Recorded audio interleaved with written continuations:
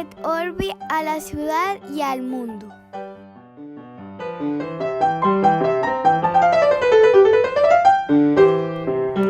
Buenos días, buenas tardes, buenas noches, don David Zuluaga. ¿Qué hubo, don Octavio Galvis? ¿Usted cómo le va? Bien, hombre, muy bien. ¿Usted cómo anda? A mí me quedó gustando ese saludo atemporal. Eso veo. Claro que hoy estamos medio nivelados, porque usted está por la noche y yo estoy ahí como al final de la tarde. Ah, sí, tiene toda la razón. ¿Cómo le fue esta semana? Semana rara esta, ¿no? Sí, pues aquí fue una semana breve porque el lunes fue festivo, fue Memorial Day. Sí. Entonces ha sido una semana relativamente corta. Y en Bien, Colombia, el día, que me corrija su mamá de pronto, pero creo que esta sí le va a pegar al término católico, era el día de la Ascensión. No de la Asunción, sino de la Ascensión. Vamos a ver si me fue bien con eso. Tal vez tenga usted razón. Me Pero parece que si sí se es por esa cosa. equivoca, ya mi mamá nos lo hará saber. Exactamente. Hombre, que pasamos muy bueno con Saúl la semana pasada. Oiga, sí, ese es un personaje. Personaje. Y un fantástico contertulio. Bastante. Después de que usted se fue, nos quedamos leyendo, haciendo la primera tarea que yo me comprometí a hacer, que es leer El Quijote de la Mancha, y leímos juntos el prólogo del libro, que es una maravilla, es una genialidad completa eso. Es absolutamente O espectacular. sea, nos reímos en cada párrafo, hacíamos pausa, nos reíamos y seguíamos. Entonces, Qué buena suerte la suya, poder reírse de Cervantes y con Cervantes y luego poderse reír de las glosas de Saúl con Saúl. Exactamente, ese se hizo, fue una fortuna. De hecho, le dije, no, pero de pronto tocas más bien leer este libro con usted en voz alta todo el tiempo. Apenas le No, dio pero risa. pues vaya separando los próximos 2 o 3 añitos. Más o menos. Pero gran invitado, Saúl, hombre, muchas gracias por Sí, acompañarnos. sí, hombre, gracias, Saúl. Y hoy tenemos un tema que al menos usted y yo teníamos pendiente hace rato, que a María Cristina le gusta bastante, que a don Camilo Zuluaga, nuestro productor, también. Entonces este es como un antojo de los cuatro de alguna manera. Sí, sí lo es. Y que lo creemos pues de total actualidad, y es trivial decirlo porque ha sido actual desde siempre.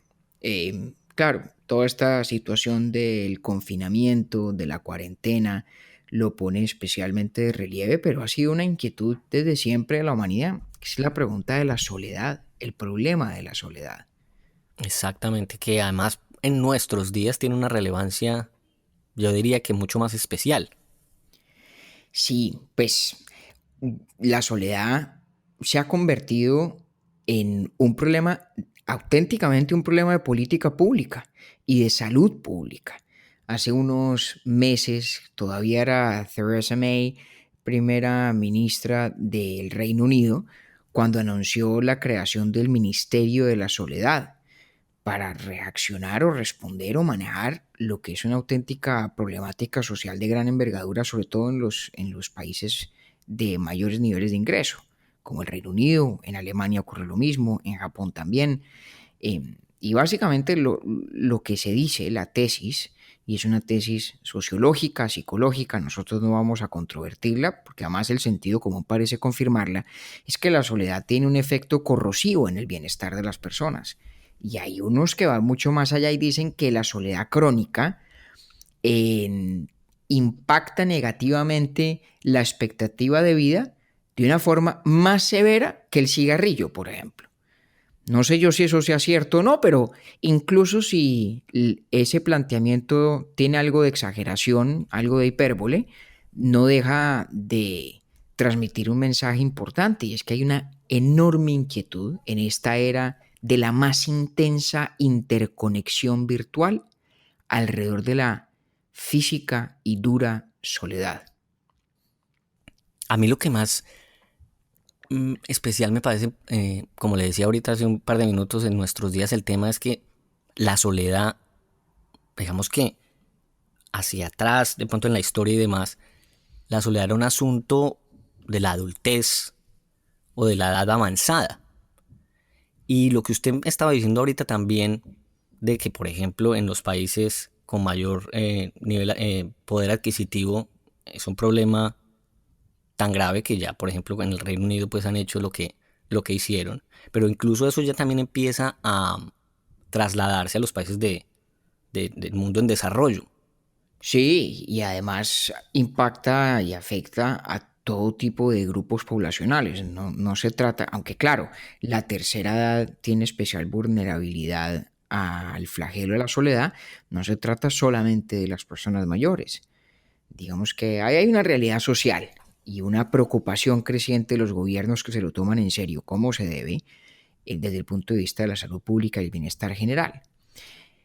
Pero es muy interesante, frente a esa perspectiva, percatarnos del hecho de que, o recordar, que a lo largo de la historia de Occidente la soledad no siempre ha tenido ese cariz negativo, no siempre ha tenido esa caracterización de problema, ¿no?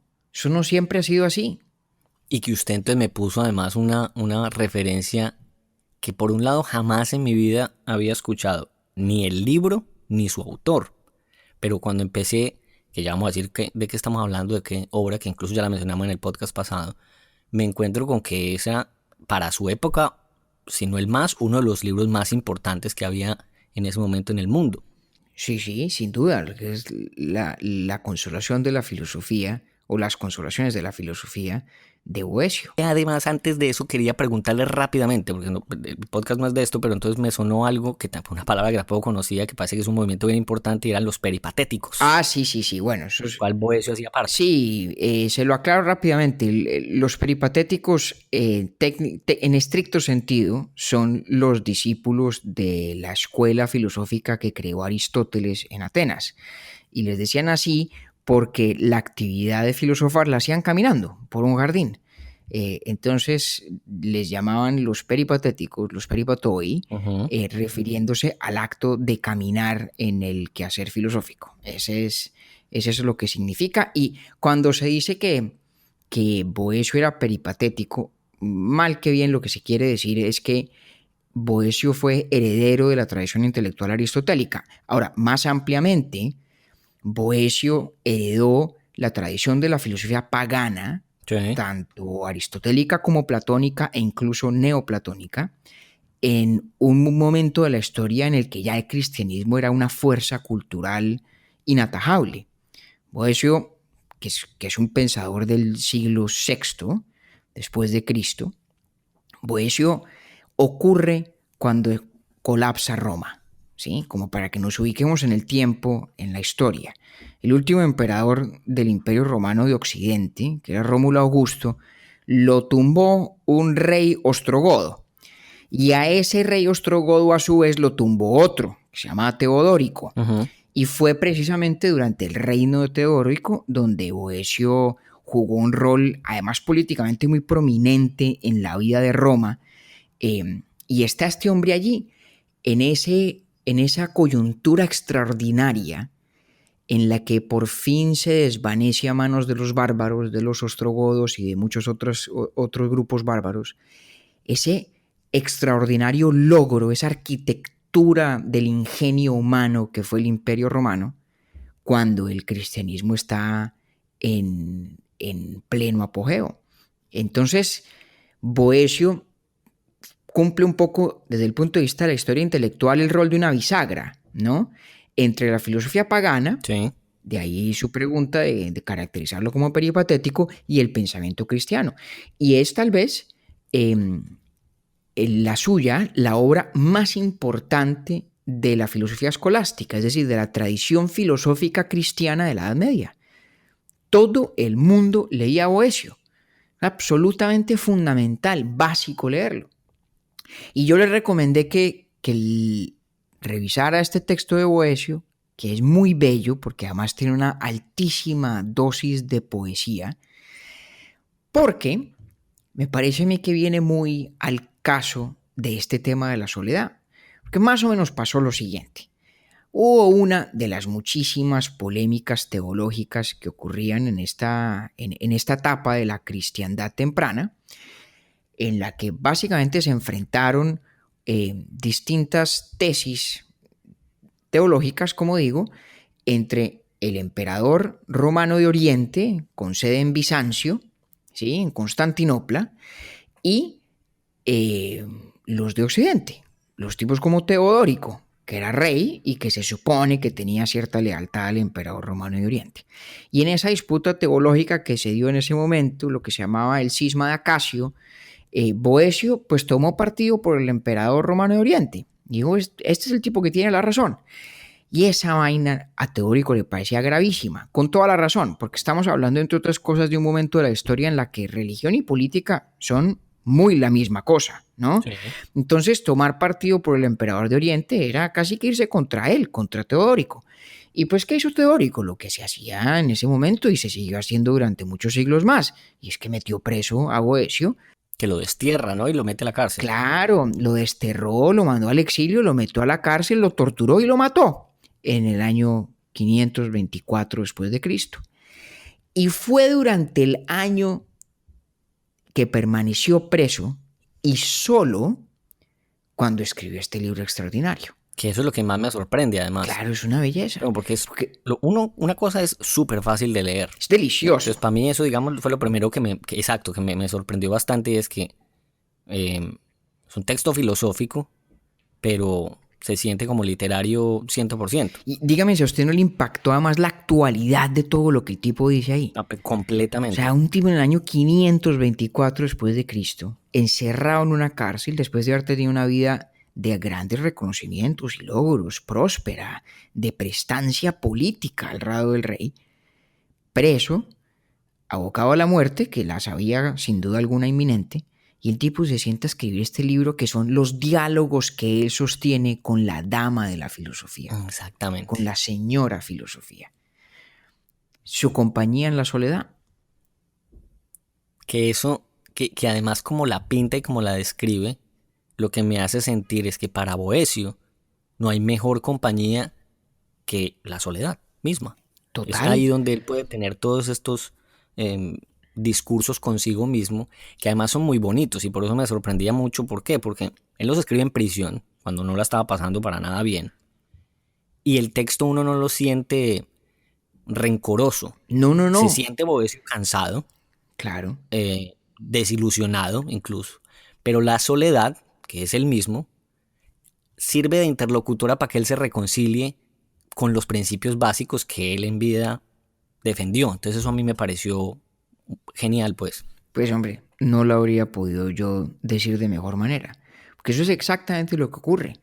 Uno de los aspectos esenciales de este diálogo que Boecio sostiene con la dama de la filosofía, de hecho hay tal vez dos que yo quisiera que de pronto conversemos los dos esta noche.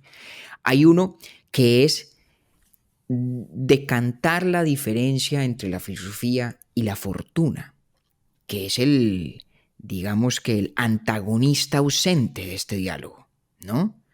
Porque Boecio, que usted lo dice perfectamente, habla sin acritud, sin rencor, pero el tipo está preso. Sí. Y le ha ido como una mierda. Sí. Y le va a ir peor porque lo van a matar. Pero escribe sin acritud porque logra trazar una distinción muy profunda, muy importante, que además tiene muchísimo que ver con la tradición del estoicismo, entre lo que el hombre o la persona es en sí misma y lo que le ocurre, ¿cierto? Aquello que le ocurre obedece al capricho de fortuna, que es inescrutable, imposible de predecir, completamente fuera de nuestro control, pero también por eso mismo no es parte de nosotros, ¿no? Nos es externa esta fortuna que se manifiesta en las cosas que nos pasan. Y lo que nosotros sí somos, lo que aquí Boecio llama bellísimamente la citadela interna, ¿sí?, está completamente protegida y guarecida de todos los embates de fortuna. Esa es la citadela en la que vive filosofía. Esa es la citadela de Boecio que permanece perfectamente intacta, sin importar la calamidad a la que se ha visto sometido. Qué berraquera eso. Es una cosa increíble. Y dice, es tal vez de las primeras cosas bellas que dice, porque casi todo lo que escribe Boecio es bellísimo. Pero en la primera sección del primer libro dice en algún momento, la luz que va por dentro y la oscuridad que hay por fuera. Pues parece casi la descripción de una catedral gótica, ¿no? Sí. Y es esta idea de la imperturbabilidad de la virtud. Me explico. La persona que es buena, que tiene el privilegio de poder decirse satisfecha consigo misma, Ujú. esa persona es imperturbable. Está exenta de los vaivenes de fortuna. ¿Sí? Y lo que a Boecio le inquieta, y es lo que yo creo que él hace en el proceso de este diálogo, es lo difícil que es conquistar ese grado de virtud, ese nivel de imperturbabilidad. Pero que necesito hacer un paréntesis porque si no, no me puedo aguantar más. Porque es que ya me estoy imaginando a María Cristina diciendo, si ven que es que tiene mucha virtud el tendero bueno, el tendero bonachón. No solo eso, le voy a decir lo que además diría María Cristina también, se sentiría profundamente reivindicada porque pocas personas, conozco yo quienes disfruten más de la soledad que María Cristina. Sí. La busca. Sí. Y la defiende con recelo. Octavio, ¿usted se acuerda que María Cristina y yo, cuando empezamos a vivir juntos, vivíamos en un muy pequeño estudio de soltero, donde vivía yo solo originalmente? Sí. Y en ese estudio, pues el comedor estaba... Qué hartos que nos acomodamos ahí después a hacer comidas y tal. Alcanzamos a tener invitados, yo creo que 10 o 15. No me pregunte usted cómo logramos esa proeza, pero estaba el comedor y justo detrás estaba el sofá cama y detrás del sofá cama estaba la cama. O sea, ahí, Sí. pues lo más agradable que tenía, o lo más práctico que tenía ese pequeñísimo apartamento de proporciones neoyorquinas y pequeño para estándares neoyorquinos, era un closet grandísimo. Sí, tenía un closet grande. Entonces, más de una vez recuerdo yo haber llegado del trabajo a la casa, abrir la puerta y encontrarme que no había nadie, y yo de pronto ponía música o me ponía a hacer alguna cosa, cuando de pronto me moría yo el susto cuando veía que María Cristina abría la puerta del closet. María Cristina practicaba sus audiciones y sus monólogos de actuación encerrada en el closet, incluso cuando yo no estaba en la casa, a manera de significar en la materialidad de esa puerta la necesidad de guarecer esa citadela de su soledad. Luego, creo que este capítulo le caerá bastante en gracia. Perdón por la interrupción, pero es que valía toda la pena el mundo. Valía toda la pena. Pero bueno, me devuelvo a lo que estábamos diciendo, ¿cierto? Entonces, Boecio lo siente uno consciente de que la virtud perfecta es imperturbable, consciente también de que alcanzarla es dificilísimo, y escribiendo este libro, yo creo que no tanto para demostrarnos lo imperturbable que él ha logrado ser, sino para construir en haciendo el libro esa misma imperturbabilidad. Y hizo unas cosas tan bellas. Se refiere a la filosofía como su enfermera, como su cuidadora, la que lo protege, la que le remedia las enfermedades y las fiebres de la pasión, de las emociones que reaccionan a Fortuna sin, digamos, caer en la cuenta de que Fortuna es externa e incontrolable y no será domada jamás por nadie, ¿no? Y a su vez la filosofía en muchas apartes le responde tranquilizándolo en esos momentos en los que Boecio está pues bastante afligido por lo que le ha pasado. Exactamente. La filosofía es una voz del sosiego. Llega a un punto, y aquí es donde se ve tan perfectamente la herencia del estoicismo en Boecio, cuando en algún momento incluso llega a decir que el punto culminante de toda forma del placer es el dolor. El punto culminante de toda forma de placer es el dolor. Después del placer no queda sino el dolor. Y a más intenso el placer, mayor el dolor, porque mayor es el peso de la ausencia de ese placer. Sí. Entonces, no solamente se trata de crear una distancia psíquica en relación con el infortunio. Para lograr esa distancia psíquica, hay que tener la misma cuando se trata de la buena fortuna y del placer. No se puede lo uno sin lo otro. No puede estar uno completamente abocado a la pasión y a la sensibilidad para el deleite del placer y pretenderse completamente imperturbable de cara al dolor. Y esto es una tesis característicamente estoica, de poner a la persona humana un poco por encima de esa condición natural que lo ancla tan radicalmente a los vaivenes de nuestra propia biología, ¿no? A ese encontrarnos con el mundo que desde lo sensorial nos suscita placer o nos suscita dolor. Eso, sí, por ahí yo estoy pensando en apartes incluso que había reservado para esta conversación.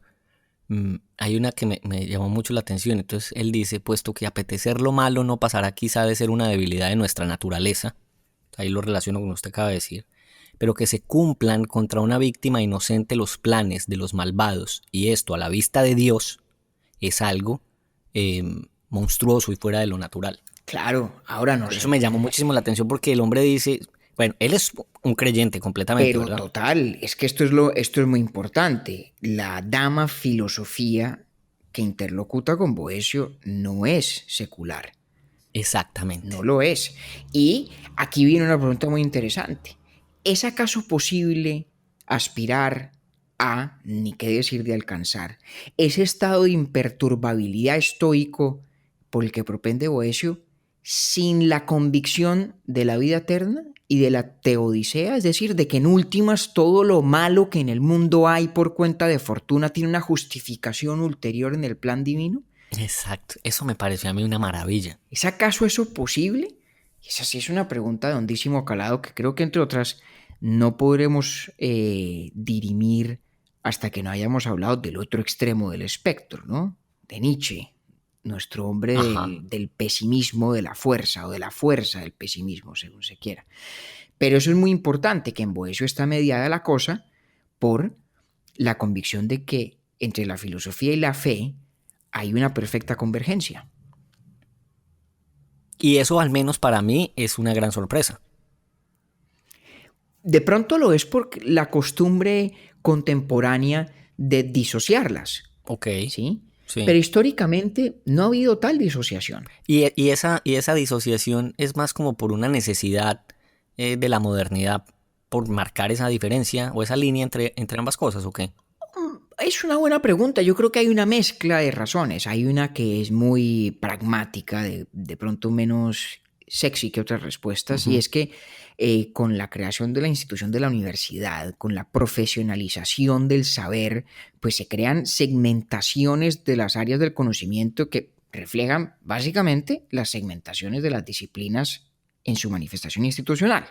Y pues la teología y la filosofía van tomando caminos un poco distintos, pero tal vez la diferencia de más sustancia, creo que aludimos a ella en algún capítulo anterior, es que en la teología o en la filosofía, que es característicamente asociada o ligada a ciertos postulados de fe, hay unos puntos de partida que son eso, puntos de partida. Y en la filosofía moderna, académica, secular, pues los puntos de partida son más escuetos o no se admiten los principios teológicos fundamentales como puntos de partida evidentes en sí mismos, y habría que justificarlos. Y por eso hoy tal vez el vaso comunicante más importante entre la teología y la filosofía es la filosofía de la religión, que la hay y es muy interesante. Algún día hablaremos de ella. Ok. Pero esto me parece muy clave que usted lo haya mencionado, porque empiezo a mirar entonces ese proceso lento de la evolución del pensamiento filosófico y va encontrando que esa concepción de la soledad como un logro casi. La soledad no necesariamente entendida como el aislamiento o la separación real, de hecho, de las otras personas, pero esa soledad de la autosuficiencia del estoico, de la imperturbabilidad, que es una forma muy radical de la soledad, se conserva en la historia del pensamiento incluso cuando ella se va desprendiendo en ciertas vertientes de las premisas de la fe. Entonces encuentro un tipo como Michel de Montaigne, que ya, bueno, de hecho, 10 siglos después de Boecio, más o menos exactamente, o sea, el año de 1580, publica sus famosísimos e importantísimos ensayos, y tiene uno precioso que se llama Sobre la soledad, y donde dice cosas como esta. Dice, mire, el sabio puede vivir contento, incluso puede vivir solo, aun cuando está en la turbulencia de un palacio. Sí. Imagínese usted el ajetreo de una corte del siglo XVI. Y lo que Montaigne dice, Y el bullicio de esa corte. El bullicio, la congestión, los vaivenes de fortuna, porque Ave María sí los hay en el mundo de las cortes, donde las suertes y la vida misma dependen de los caprichos cambiantes, esporádicos, injustificables e inapelables de los monarcas. O sea, ahí sí está fortuna en su arbitrariedad, en toda su máxima expresión, en pleno esplendor. Y aún así, dice Montaigne, el sabio allí no solo sabe estar contento, sino que sabe estar solo. Es decir, que hay una cierta virtud, no solamente en el administrar la soledad que se nos es impuesta por el infortunio, como en el encarcelamiento de Boecio, sino que hay virtud en el saber buscar la soledad correcta también. ¿Sí? En ello también hay virtud. Y tiene un tiro muy famoso y muy bueno este ensayo de Montaigne, buenísimo, y es que cuenta una anécdota en la que un tipo en Atenas se fue de viaje porque quería reflexionar y quería cambiar y mejorar. Bueno, uno de estos viajes que hoy en día haría uno a ¿cómo se llaman? A los ashrams en la India. Sí, en eso estaba pensando. Se va uno 15 días para llegar completamente transformado. Una especie de retiro espiritual. Sí. Que se le ocurrió a un tipo en Atenas. Y el tipo volvió y resulta que era igualito. No había cambiado nada. Y entonces se acercó un fulano a Sócrates y le dijo: Sócrates, ¿no te parece increíble que este tipo se fue, se pegó un viaje el berraco, estuvo allá, reflexionó? No trajo sino deudas. No trajo sino pagarés firmados. Exacto. Y cuenta Montaigne que respondió Sócrates: hombre, pero ¿acaso te sorprende? ¿No te das cuenta que el tipo se fue de viaje y cometió el error de llevarse a sí mismo consigo? No jodas. Entonces Montaigne coge esa anécdota y dice una cosa que es muy interesante. Dice: hombre, ¿para qué buscar tierras ajenas, lejanas? ¿Sí? Cuando ni siquiera en el exilio se puede huir de sí mismo. Y me parece que ahí está planteado el problema fundamental de la soledad. La soledad que a Boecio le acontece, la soledad de la prisión, no es desolación. Usted me preguntaba sobre esto antes.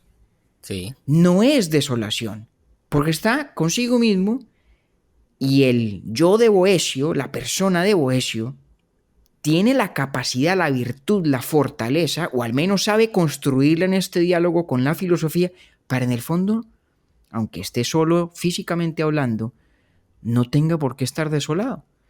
Y es lo mismo que nos dice Montaigne. Nos dice Montaigne, el sabio, por eso, sabe estar solo, incluso cuando está acompañado. Y diría además que para la producción intelectual, artística, la soledad, pues es uno de los insumos más importantes. Claro. Es decir, y de eso hablamos, incluso cuando estábamos hablando de Kant, y no me acuerdo en qué otro capítulo. Pues no se trata obviamente de uno volverse un ermitaño y no volver a ver a nadie en la vida, pero sí esos momentos en donde hay una reflexión profunda con uno mismo son importantísimos, sea el oficio al que uno se dedique. Eso digamos que es indistinto, pues. Total, y déjeme que le cuente tal vez el ejemplo más pulcro de lo que usted está diciendo en la historia de la filosofía, que tiene que ver con el señor René Descartes, o Descartes, como decimos en español. Sí. Unos años después de Montaigne, ¿sí? Descartes nació poco después de la publicación de los ensayos de Montaigne, y Descartes, a quien todo el mundo conoce por la llamada duda cartesiana, ¿sí? Que es lo que enseñan en los colegios sobre Descartes. Ajá. Descartes cuenta una cosa maravillosa. Pues, ¿cómo le parece que el tipo se fue a la coronación del emperador Fernando II en Frankfurt en 1619? Se fue para allá y estuvo en la coronación y tenía que regresar a reincorporarse al ejército del cual hacía parte. Estamos hablando de ese siglo XVII tan turbulento de las guerras religiosas en Europa. Guerra era lo que había. El tipo estaba en la guerra, suspendió su comparecencia militar para ir a presentarse a la coronación de Fernando II. Y de regreso a las filas, para incorporarse a ellas, cuenta esto Descartes en el discurso del método, que cayó una tormenta de nieve la berraca. Entonces lo cogió la tormenta El tipo tuvo que quedarse, me imagino yo, en un hostal de paso, en una cabaña en algún lado, en lo que él describe como un cuarto en el que no había más que un fogón de leña para guarecerse del frío, ¿cierto? Sí. Y hice Descartes. Y encontrando allí a nadie con quien conversar y ninguna alternativa distinta de conversar conmigo mismo y nadie que me joda y me pusiera problemas, pues me puse a filosofar. Y esta noche, del 10 de noviembre del año de 1619, ocurre uno de los momentos más importantes de la filosofía occidental. Y es el descubrimiento, por lo menos según lo cuenta Descartes, del famoso pienso, luego existo. Luego existo. Fue de regreso de la coronación. Exactamente, cogito ergo sum. Más o menos así va la cosa. Descartes se sienta a pensar consigo mismo, a enfrentarse con sus propios pensamientos. Recordemos que Descartes además está en la mitad de esa época apasionante de la revolución científica. Unos pocos años después de esa noche de 1619 condenarían a muerte a Galileo. Y Descartes se sienta a pensar y dice, aquí tenemos un problema muy serio, ¿no?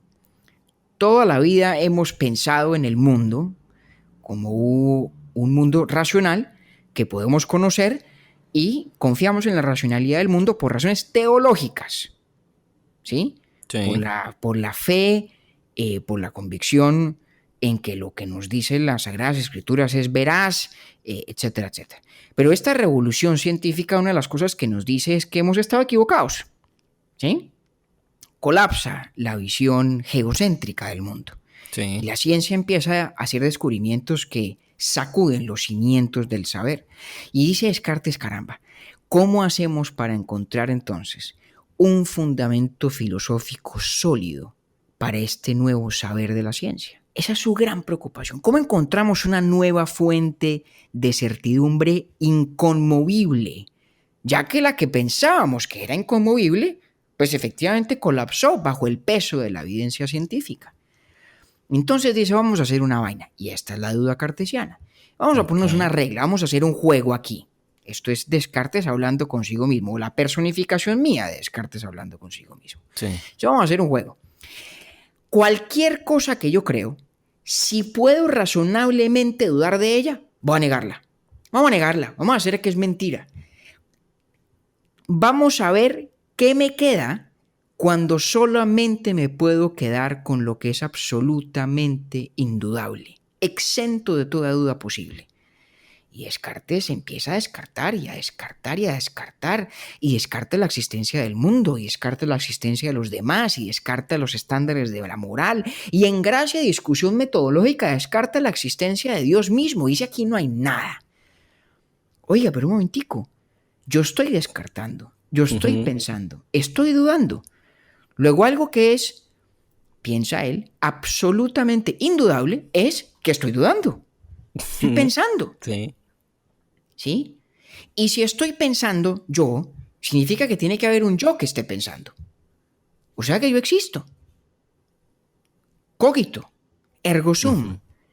Pienso, estoy pensando, en consecuencia, pues tengo que existir. Porque solamente puede pensar aquello que existe y solamente por el hecho de estar pensando se comprueba a sí misma la frase o se comprueba a sí misma la proposición de que estoy pensando. Por eso hay unos que lo traducen desde el latín transparentemente y dicen pienso, por lo tanto soy. Sí, Sí. exactamente. Cogito, ergo sum. Pero fíjese, entonces aquí ocurre una cosa mágica. Primero, esa es la certeza de Descartes. la certeza fundamental. El punto de partida de todo el saber del racionalismo de la Ilustración o de la modernidad temprana, pues para decirlo más precisamente. Pero aquí ocurren dos cosas que a mí me parecen fantásticas, extraordinarias. La primera es lo que usted decía. Desde el punto de vista histórico, nace la tesis del cogito ergo sum con toda su fuerza revolucionaria y avasalladora en la intelectualidad europea del siglo XVII, nace de un momento de soledad, de física y literal soledad. Soledad. Es posible porque además es una soledad intelectualmente fecunda. Descartes a su manera está teniendo el mismo diálogo que tuvo Boecio. Claro, no es un diálogo alrededor de la imperturbabilidad emocional, del ponerme por encima de fortuna, porque lo que le está ocurriendo a Descartes es un accidente menor. Va rumbo a las tropas. Aunque quién sabe si eso también lo ponía a pensar al hombre. Bueno, de pronto ¿Cierto? lo voy a pensar, el Sí. frío del siglo XVII no es un accidente menor y además Descartes se murió de frío, ¿no? Descartes se murió por una neumonía porque le dio por aceptar una invitación y irse a vivir a Suecia y lo cogió el frío y lo mató.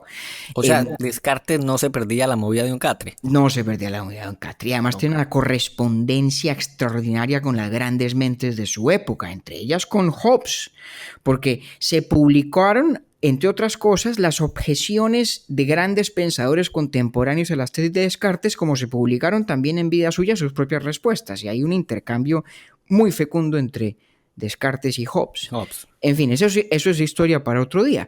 Sí. Pero entonces, ocurre exactamente lo que usted, doctor, estaba señalando, un momento específico de la historia en el cual de la soledad emana una conquista del pensamiento, pero ocurre otra cosa, y es que dentro de la filosofía cartesiana está lo que tal vez es la forma más radical y absoluta de la soledad, lo que se conoce en filosofía como el solipsismo. Porque ¿qué pasa? Cuando Descartes cuenta estas reflexiones suyas, ¿cierto? Primero lo niega todo, duda de todo, en esa duda metódica cartesiana, se encuentra con que no puede dudar de que está dudando, por lo tanto, pues tiene que concluir que existe, pero hay un momento en la progresión del argumento en el que solamente él existe. Ok. Su filosofía terminará demostrando, nos dice él, que al saber que él existe, se infiere que existe Dios, se infiere que existen las otras personas, las otras mentes, se infiere que existe la materia, y un poco lo que hace Descartes es como desocupar una maleta que estaba desordenada y volver a meter exactamente todo lo que en ella había, pero debidamente doblado. Eso es un poco lo que hace. Pero al haberla desocupado... Tengo pregunta para cuando usted pueda. No, hágamela, hágale. ¿De una vez? De una vez, compañero. Vea, gracias, compañero. Porque es que yo lo estoy escuchando y estoy pensando en Boecio, estoy pensando en Descartes, y estoy pensando en cómo vivía la gente en el siglo XVII. La elaboración de la pregunta, el culpable es usted, o sea, este refinamiento en mi lenguaje. Y es culpa suya de los capítulos anteriores de Urbi et Orbi, pero es más o menos en estos términos. La soledad entonces es como un lujo, un placer exclusivo de la virtud. Pues sí, la soledad que no es desolación, sí. Ok. Esa es la convicción estoica, esa es la convicción de Boecio, la convicción de Montaigne. Que la soledad que no se recibe como una tragedia, como un infortunio, es una soledad que pasa por la virtud. Y claro, si queremos ir un paso más allá, incorporando esta historia de Descartes, la soledad que además es intelectualmente fecunda, Sí. como la de esa noche inolvidable del 10 de noviembre de 1619, esa soledad pues es fruto de otra forma de la virtud. La virtud del diálogo racional con uno mismo. Exactamente. En eso era lo que yo estaba pensando. Claro. Que además me va a servir mucho, que ojalá alcancemos pues para traer todo eso a nuestros días. Ya Porque vamos al para mismo allá. tiempo, entonces lo que yo... Exacto. Mejor dicho, siga usted que yo Déjeme, ya la tengo guardada. déjeme solamente hilvanar esa idea de lo del solipsismo, porque es una cosa extraordinaria. Entonces, en nuestra analogía mediocre, como casi todas mis analogías de la maleta, Descartes la desocupa. Hombre, esa analogía de la maleta es tan buena como la de los tenderos. Es que la de los tenderos no es mía, la de los tenderos es originalmente de Kant. La maleta sí es suya. La maleta es mía. Maravilloso. Entonces, desocupa el tipo su maleta. Sí. Empieza a doblar y lo primero que mete es cogito, pienso. Vale, Ok. muy bien. Inmediatamente tiene que poner existo, ¿no? Sum. Y luego meterá otras cosas. Pero en ese momento hay un instante en la filosofía cartesiana, que entre otras cosas se puede leer como una novela. Es la historia de la lucha del pensamiento por recuperar sus bases fundamentales, sus pilares inconmovibles. Hay un fragmento en esa novela en el que lo único que existe es el Descartes del aquí y el ahora. Y eso sí es la soledad absoluta, porque no es una soledad psicológica, no es una soledad afectiva, no es una soledad de circunstancia, es una soledad ontológica o metafísica, es decir, una soledad al nivel de lo real, a nivel de aquello que existe. A la pregunta ¿qué existe? En ese instante de nuestra novela cartesiana, lo único que existe es el yo de quien piensa. Sí. Esa es la cúspide intelectual de la soledad. No queda nada más que el yo. Claro, de allí, como decía, Descartes vuelve a extraer otro sartal de cosas, empezando por los demás seres humanos, pasando por la materia física y naturalmente por Dios. Pero allí tenemos una manifestación de la soledad muy singular, en la que pocos filósofos han creído, salvo los grandes escépticos, que los ha habido también, y que se aferran a la idea de que en últimas, certidumbre de verdad, verdadera certidumbre, es muy poca la que hay, más allá de los confines de la propia psiquis. Que es lo que han puesto muchos otros más recientemente, pues la importancia única del momento presente y demás. Claro, que entre otras cosas Al final tiene las raíces es desde allá. Sí, porque claro, el argumento de Descartes no es pensaré, luego existo, o pensé, luego existo, no. Lo que le da validez a esa intuición que se verifica a sí misma es su absoluto presente. Y en presente singular, ¿no? Además. Es cogito, no cogitamus. ¿No? Sí, es un ejercicio completamente individual. Totalmente. Y únicamente posible desde el ejercicio de la soledad. Pues eso es una maravilla. La soledad, y de pronto esta es la forma más sucinta de resumir lo que estaba yo diciendo, la soledad de hecho en esa noche del 10 de noviembre y la soledad metodológica, porque ha negado la existencia de todo. Sí. Y quejándose uno de las soledades de uno. ¿Ya le puedo yo tirar dentro de la pregunta de ahora o no? Por favor. Porque es que el punto es entonces, compañero, ¿por qué nos cuesta tanto como sociedad hoy en día estar solos? Y cada vez es más difícil. O sea, yo hace una semana, en la cuarentena, pues todos decimos que estamos enfrentados a la soledad. No quiero descalificar el esfuerzo de nadie, ni me ha faltado. Pero pues la mayoría de nosotros estamos acompañados de un teléfono celular y de redes sociales y demás. Un domingo de hace una semana, yo quería estar completamente solo. Entonces apagué el teléfono por toda la tarde. Y para mí fue un momento que hacía mucho rato no tenía y que extrañaba bastante. Y cuando me encontré después con que volvía a prender la antena del teléfono, pues varios mensajes de amigos preocupados de qué me había pasado. Entonces, digamos, la soledad es un tema que incluso, o sea, si la gente se pierde contacto, así sea por un mínimo periodo de tiempo, es señal de que algo no está bien. En cambio, en el siglo XVII solo se habrían preocupado por Descartes y se pierde 15 días. Tendría que haberse perdido mucho rato. Pues vea, hombre, yo no soy psicólogo, ni más faltaba. Exacto. Lo hemos dicho ya muchas veces. Y son preguntas. Y el podcast no es un podcast de psicología. Es un podcast de filosofía y ocasionalmente de divertimentos matemáticos cuando a usted le provocan. Pero no es un podcast de psicología. Y habrá pues explicaciones psicológicas muy serias, muy robustas, muy rigurosas. Desde la perspectiva de la filosofía, yo creo que hay de pronto dos cosas que vale la pena mencionar. La primera es que hay, de todas formas, todo hay que decirlo, un grado de artificialidad y de soberbia en estas imágenes bellísimas del filósofo solitario, Cusumbo solo, que hace de la cárcel ocasión perfecta para escribir las consolaciones de la filosofía, que hace de esa noche con tormenta de nieve la ocasión perfecta para el cogito ergo sum. Eso tiene su dosis de idealización, ¿no? Sí. Tanto Boecio como Descartes eran hombres del mundo, y sí que lo eran. Eso por una Sí, y parte. a Boecio, pues que fue el que más leí más juicios esta semana, se le nota pues en la pluma. Exactamente, en honor a la verdad. Pero por otra parte, sí hay una verdad filosófica que es muy importante, muy interesante. Yo creo que la primera persona que la planteó con absoluta convicción de su trascendencia fue Hegel. Y hay toda una escuela de pensamiento posterior a Hegel, que es la idea del reconocimiento. La idea de que lo que pensamos de nosotros mismos, lo que creemos que somos, solamente puede ser validado o invalidado en la interacción con los demás.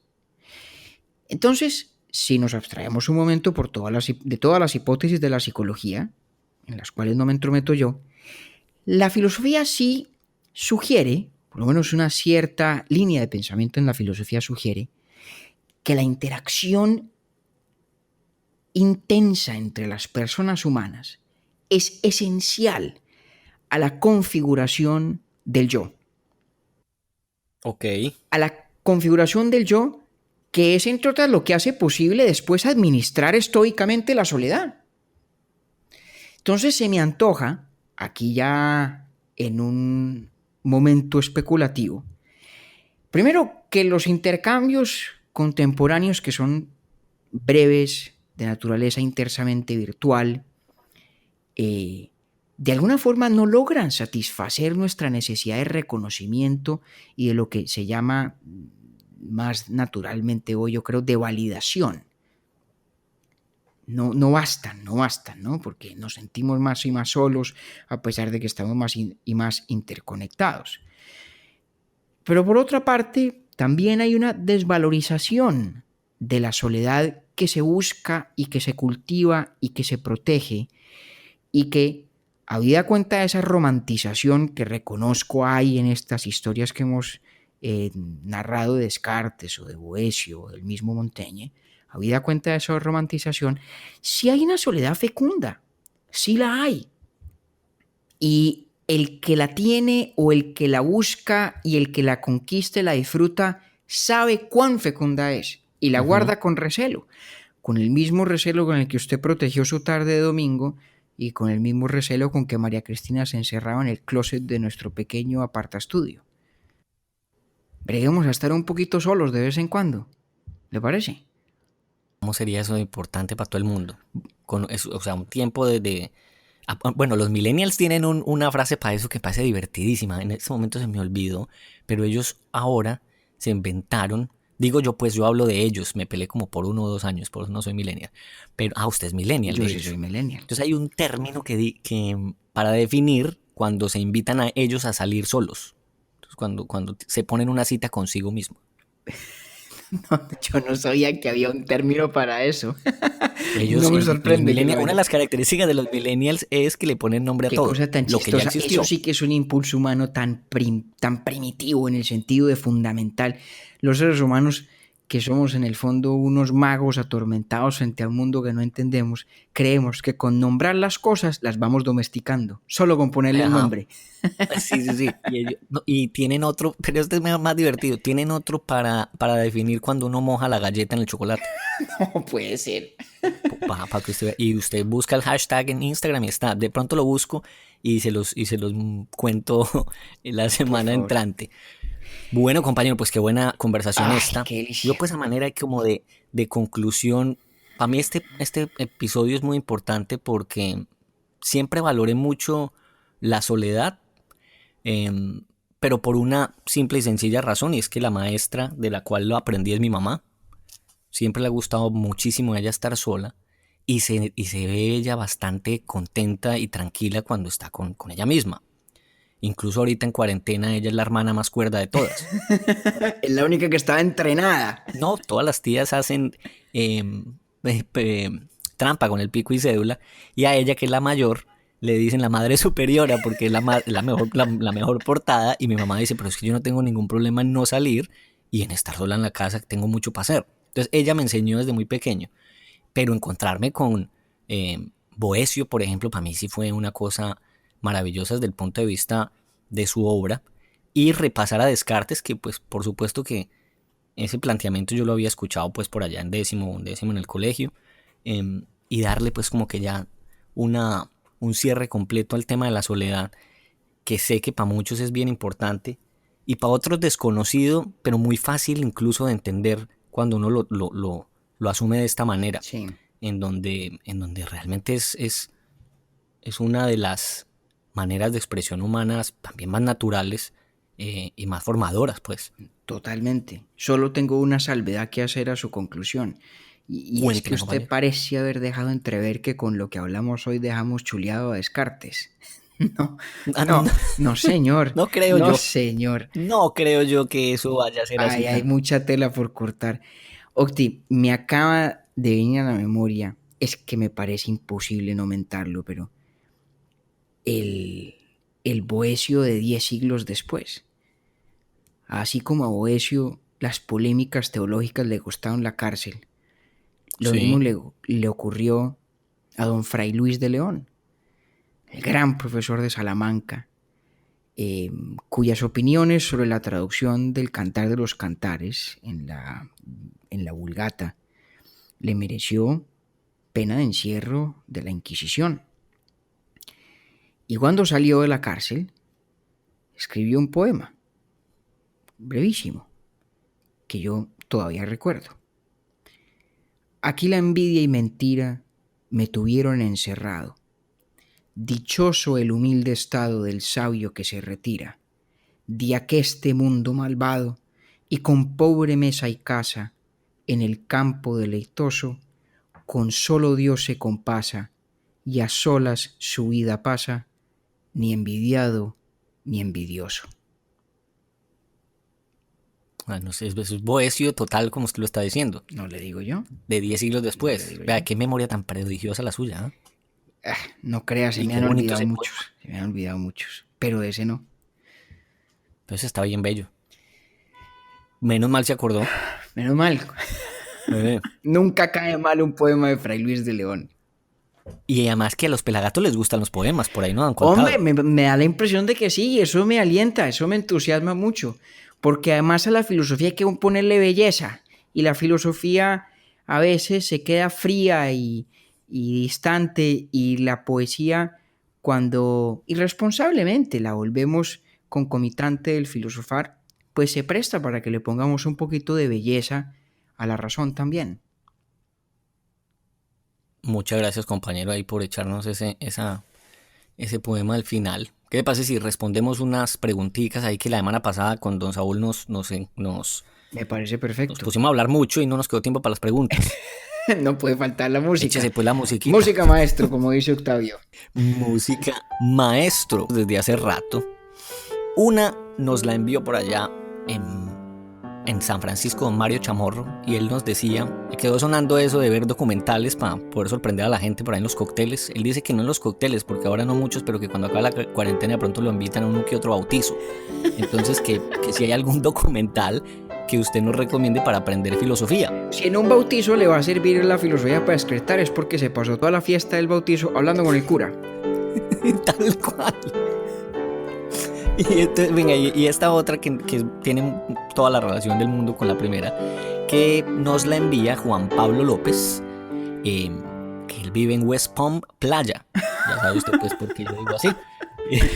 Y que está muy contento. Vea, Juan Pablo López me escribió a mí y me contó que ese capítulo de Kant le ha ayudado a él hasta en el trabajo No para jodas. tomar decisiones. Yo No pues no jodas. le pregunté qué tipo de decisiones había tomado, pero que el tema de la moral kantiana pues sí le ha No, parecido una maravilla. eso sí me Y que ponía está a tan mí animado. feliz. Eso me contó y está, no, de verdad que fue un mensaje bien bonito que me envió por WhatsApp. Y él, que está tan animado aprendiendo de filosofía, entonces pide algo así como un libro introductorio de filosofía. Vale, no, esta está fácil porque la podemos hacer concreta. A la pregunta de Mario, documentales. Hay un documental muy chévere que se llama Examined Life. Es una serie de entrevistas a varios filósofos contemporáneos. Debo confesar, ahí hay 2 o 3 que no son de mi especial predilección, Sí. que me parecen un poquito diletantes, dicharacheros, habladores de paja, pero es un documental bueno y es una forma muy agradable de aproximarse a la filosofía desde un medio audiovisual y con filósofos que, habida cuenta de mis discrepancias, pues son gente seria y que hace trabajo intelectualmente muy, muy valioso. Pero tal vez la versión un poquito más sofisticada de eso. Es una serie de programas de televisión de la BBC de Londres, de la década de los 70, Sí. que están todos en YouTube. Esa vaina es una joya, es un Qué tesoro. berraquera. Se llama Conversations with Philosophers, conversaciones con los filósofos. Y los dirige un profesor de filosofía que se llama Brian McGee. Y Brian McGee se sienta a entrevistar a los grandes filósofos vivos del mundo angloparlante en ese momento. Y desfilan por allí unas figuras. Mire, yo trato de verlos con frecuencia porque, o sea, está Quine, está Hilary Putnam, está A.J. Ayer, está Bernard Williams. Es una delicia. Son un poquito más técnicos en el sentido de que los capítulos son sobre temas específicos y puntuales, pero son fantásticamente bien explicados, claros, lúcidos. Qué berraquera. Y a Los la dos títulos están anotados. Eso es una maravilla. Y a la pregunta de Juan Pablo López sobre libros, hay varios. A ver, hay un libro brevísimo que se llama Los problemas de la filosofía. Quien pueda leerlo en inglés, le recomendaría yo que lo consiga en inglés. Se llama The Problems of Philosophy porque es originalmente escrito en inglés por el gran filósofo Bertrand Russell, que además escribía también que siendo filósofo de profesión se ganó el Nobel de Literatura. Calcule lo bien que escribía este tipo. Y es un libro muy cortico, clarísimo y absolutamente inteligente y lúcido, y es delicioso para uno como cogerle el sabor a la filosofía seria y rigurosa de una forma muy digerible. Hay otra introducción que se llama Introducción al Pensamiento Filosófico, un filósofo polaco que se llama Bohensky. No sé si lo hay en inglés, sé que lo hay en español, en editorial Herder, y es tal vez el primer libro de introducción a la filosofía que yo leí. Me lo recomendó quien era la rectora, es todavía la rectora del colegio donde yo estudié en Bogotá, María Mercedes de Brigard, y en mis clases de filosofía con ella era el primer libro que leíamos de introducción a la filosofía, y es muy bueno. Bueno, ahí están esos dos Bueno, títulos. ahí están esos dos. Déjeme nomás suelto un tercero que de verdad que es muy bueno. Y de hecho no es un libro, es un recurso para la profundización en temas o en autores o en preguntas filosóficas. Desafortunadamente solo está en inglés, pero es extraordinario, que se llama el Stanford Encyclopedia of Philosophy. Gratuita, en internet, y escritos todos los textos de la enciclopedia, que además es muy fácil de buscar y de encontrar temas y cosas, escritos todos por filósofos profesionales. Y cada cierto tiempo los revisan y los actualizan, y todos tienen una bibliografía extensiva muy seria. Entonces, si de pronto algún oyente nuestro encuentra un tema, un pensador, una pregunta que dice, oiga, a mí sí me gustaría gastarle un rato a eso, este Stanford Encyclopedia of Philosophy es un recurso sin igual para ese fin. Eso es un lujo. Cuando usted me lo presentó, eso me parece una maravilla. ¿Me deja echar el dato inútil pero divertido? Hombre, por favor. Este le va a servir a usted para cuando invite a comer tacos a María Cristina. Usted sabe que bien. Póngale pues cuidado. Cuando usted sabe que los martes aquí en Estados Unidos siempre es bien común decir que es Taco Tuesday. Sí. Que es el martes de tacos. Sí. Entonces, ese término apareció por primera vez en un restaurante de New Jersey, por allá en 1982. No jodas. Pero el famoso jugador de la NBA, LeBron James, ¿sabe quién es usted, LeBron? Lo he oído mentar, pero no lo distingo. Bueno, bien, pero yo sé que sí lo he escuchado por lo menos. Este, además de muy buen jugador y deportista y filántropo incluso, es muy buen empresario. Entonces, desde hace como unos 2 años el hombre está tratando de patentar lo del Taco Tuesday. Entonces, mucha gente está diciendo que es que él se lo inventó. Y entonces le va a completar el dato inútil pero divertido con un problema filosófico. A ver, pues. Y dice así: pareciera ser entonces que las cosas no son del dueño, sino del quien las registra. No vaya a creer que no es un problema filosófico. Hasta Kant le gastó pluma al problema de la propiedad intelectual. Ah, bueno. Y dejémoslo hasta ahí. Para que usted vaya viendo pues que el bulto no es Dios. No tenía yo ni idea. Vea usted, Taco Tuesday. Hombre, muchas gracias, pues, compañero. Ya sabe, pues, usted con ese dato pone a María Cristina a pagar los tacos. Pero, mejor dicho, no va a creer que no lo voy a usar. Un abrazo, compañero, y nos vemos la semana Lo entrante. mismo, don Octavio. Hasta dentro de 8 días.